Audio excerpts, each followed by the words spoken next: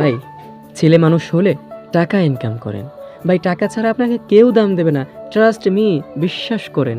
টাকা ছাড়া আপনার মা, আপনার ভাই, আপনার বোন, আপনার মা, আপনার বাবা, আপনার স্ত্রী, আপনার শ্বশুর শাশুড়ি, শালা শালি, কেউ আপনাকে দাম দেবে না ভাই। কেউ আপনাকে দাম দেবে না, কেউ আপনাকে মূল্যায়ন করবে না।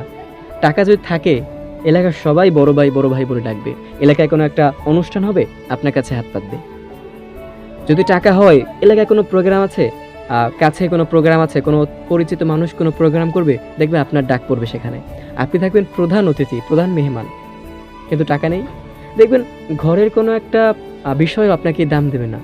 বলবে যে ওর কথা বাদ দে, ওকে, ওর কথা বাদ দে, ওরে সাইডে রাখ, ওরে গোনায় ধরিস না। এলাকায় তো সম্মান পাবেনই না। মানুষ ভাববে যে ওরে ইনভাইট না করলেও চলবে, আরে ওকে বাদ দে। ভাই, টাকা ইনকাম করেন। বয়স যতই হোক, টাকা ইনকাম করা শুরু করে দেন। পড়াশোনা করেন, টাকা ইনকাম করা শুরু করে দেন। ভাই, টাকা ছাড়া কিচ্ছু নেই ভাই। হ্যাঁ, পড়াশোনা অবশ্যই দরকার, কিন্তু দেখবেন যে অনেক শিক্ষিত হয়েছেন কিন্তু টাকা নেই, কোনো দাম দেবে না। কিন্তু শিক্ষা দীক্ষা নেই, টাকা আছে, সবাই হাতের তালুতে রাখবে। ভাই, টাকা ইনকাম করেন, টাকা ইনকাম করেন।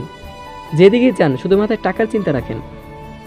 হ্যাঁ, কবরে টাকা নিয়ে যেতে পারবেন না, কিন্তু যতদিন বাঁচবেন ততদিন টাকা নিয়ে থাকেন, একটু বড়লোক হয়ে থাকেন। মুহাম্মদ সাল্লাল্লাহু সাল্লাম বলেছেন যে দরিদ্রতা মানুষের ঈমান নষ্ট করে দেয়। হযরত আলী রাদিয়াল্লাহু আনহু বলেছেন যে দরিদ্রতা যদি কোনো প্রাণী হতো, আমি তাকে হত্যা করতাম। সুতরাং টাকা ইনকাম করেন, টাকা ছাড়া কিচ্ছু হবে না।